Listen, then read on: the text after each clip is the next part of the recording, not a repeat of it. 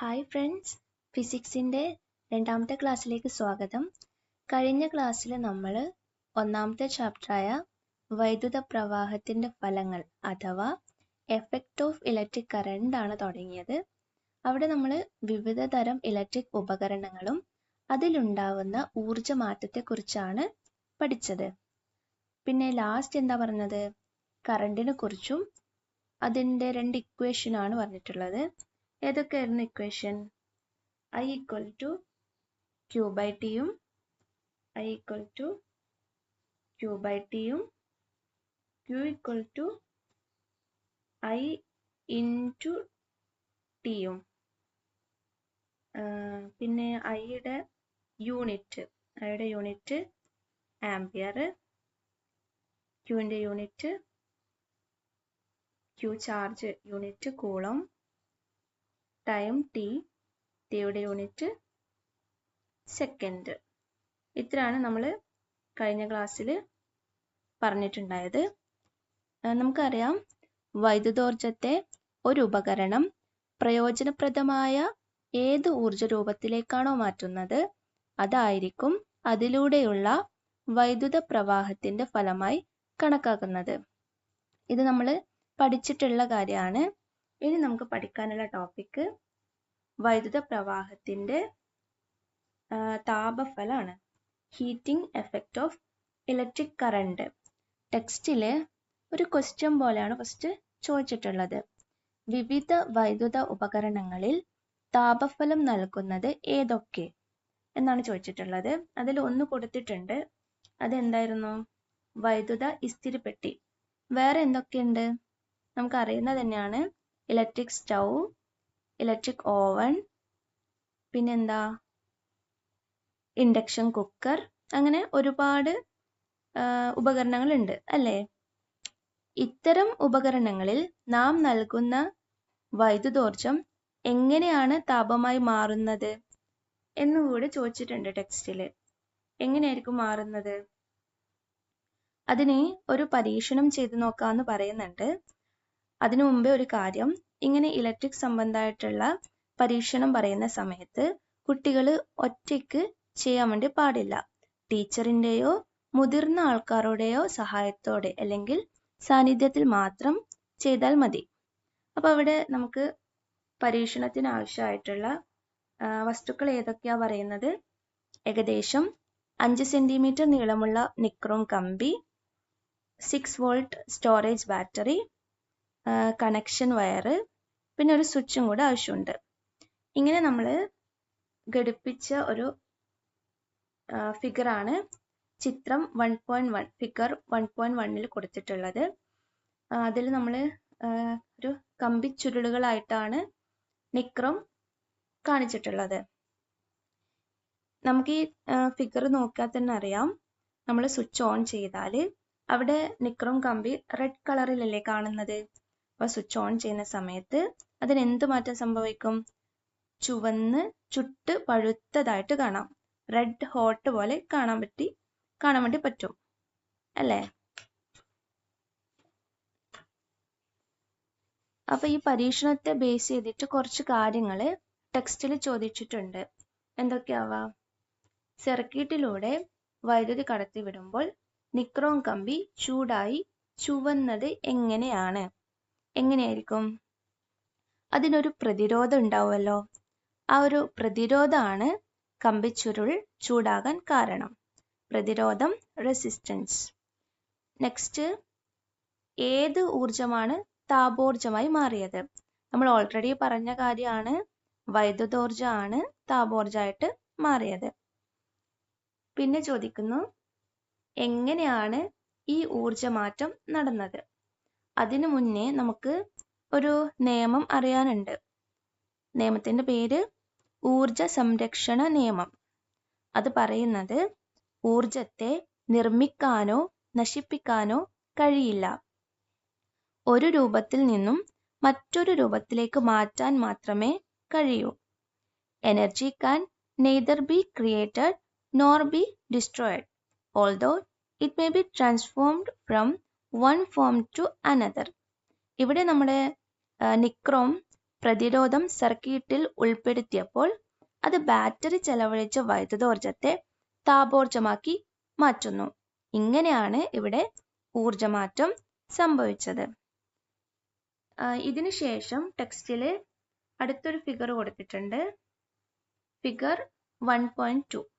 അതിലൊരു റെസിസ്റ്റർ ഉണ്ട്, volt meter, ammeter, ഇത്രയും കാര്യങ്ങൾ ഘടിപ്പിച്ചിട്ടുണ്ട്.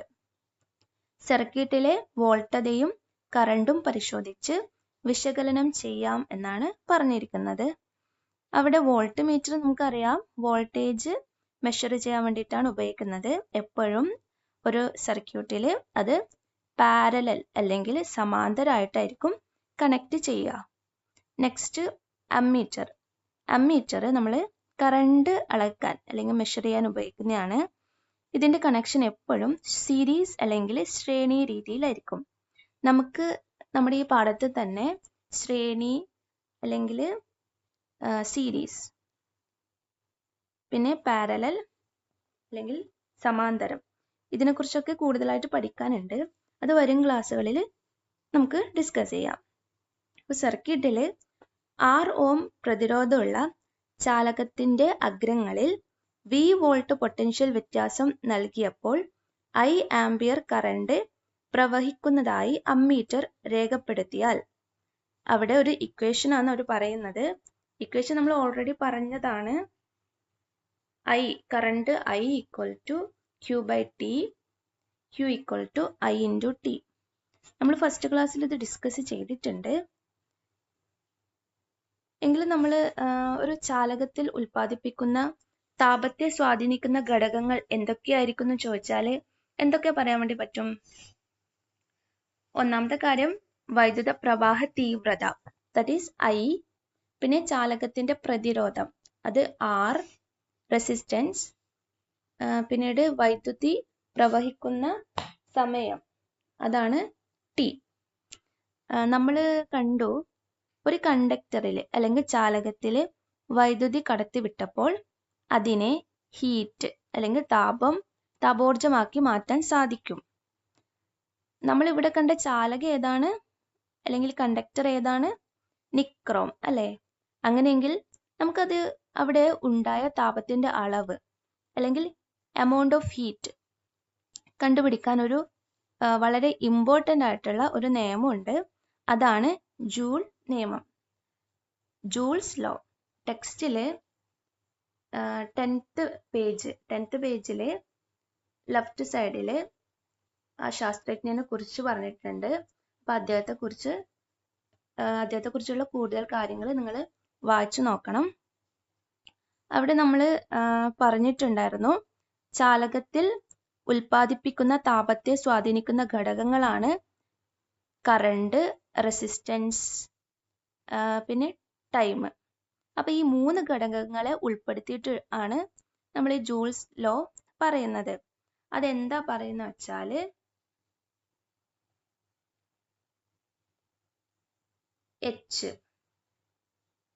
H directly proportional to I square RT. H is directly proportional to I square RT. നമുക്ക് ഇതിനെ H equal to I square RT എന്ന് പറയാം. ഇതാണ് ജൂൾസ് ലോ. അപ്പോൾ നമുക്ക് വേർഡ്സിൽ പറഞ്ഞാൽ എങ്ങനെ പറയാം? വൈദ്യുതി പ്രവഹിക്കുന്ന ഒരു ചാലകത്തിൽ ഉൽപ്പാദിപ്പിക്കപ്പെടുന്ന താപത്തിന്റെ അളവ് വൈദ്യുത പ്രവാഹ തീവ്രതയുടെ വർഗത്തിൻ്റെയും ചാലകത്തിന്റെ പ്രതിരോധത്തിൻ്റെയും വൈദ്യുതി പ്രവഹിക്കുന്ന സമയത്തിൻ്റെയും ഗുണനഫലത്തിന് നേർ അനുപാതത്തിലായിരിക്കും. When a current passes through a conductor of resistance for time, then the heat developed in the conductor is equal to the product of the square of the current, the resistance and time. നമ്മൾ നേരത്തെ പറഞ്ഞിട്ടുണ്ടായിരുന്നു ഈ കറണ്ടും resistance ടൈമിനെ കുറിച്ച് നേരത്തെ നമ്മൾ discuss ചെയ്തു. ഇനി ഈ എച്ച് എന്ന് പറയുന്നത് എന്തായിരിക്കും? ഹീറ്റ് ജനറേറ്റഡ്, അവിടെ ഉണ്ടാവുന്ന താപം. അതിൻ്റെ യൂണിറ്റ് എന്ന് പറയുന്നത് ജൂൾ. എച്ചിൻ്റെ യൂണിറ്റ് നമുക്ക് ഓരോ യൂണിറ്റ് പറയാം. എച്ചിൻ്റെ യൂണിറ്റ് ജൂൾ. അത് ക്യാപിറ്റൽ ലെറ്റർ ജെ വെച്ചിട്ട് റെപ്രസെന്റ് ചെയ്യും. Current I. ഇവിടെ കറണ്ട് ഐ മാത്രമല്ല ഇക്വേഷനിലുള്ളത്, ഐ സ്ക്വയർ ആണ്. അത് പ്രത്യേകം നമ്മൾ നോട്ട് ചെയ്യണം. ഐ സ്ക്വയർ ആണ്, അത് ഓർമ്മിച്ചാൽ മതി. അതിൻ്റെ ഐയുടെ യൂണിറ്റ് ആംപിയർ. നമ്മൾ കുറേ പ്രാവശ്യം ഇത് പറഞ്ഞിട്ടുണ്ട്. പിന്നെ ഇവിടെ റെസിസ്റ്റൻസിൻ്റെ യൂണിറ്റ് നമുക്കറിയില്ലേ? ഓം അല്ലേ? റെസിസ്റ്റൻസിൻ്റെ യൂണിറ്റ് നമ്മൾ റെപ്രസെന്റ് ചെയ്യുക ആർ വെച്ചിട്ടാണ്. ആറിൻ്റെ യൂണിറ്റ് ഓം. ടൈം നേരത്തെ പറഞ്ഞു, ടൈമിൻ്റെ യൂണിറ്റ് സെക്കൻഡ്. കറണ്ട് ഐയുടെ യൂണിറ്റ് ആംപിയർ. ഇത് വളരെ ഇമ്പോർട്ടൻ്റ് ആയിട്ടുള്ള ഇക്വേഷൻ ആണ്. H is equal to I square RT. അപ്പം എല്ലാവരും പഠിക്കണം. എന്തെങ്കിലും സംശയം ഉണ്ടെങ്കിൽ കമൻറ്റ് ചെയ്യുക കേട്ടോ.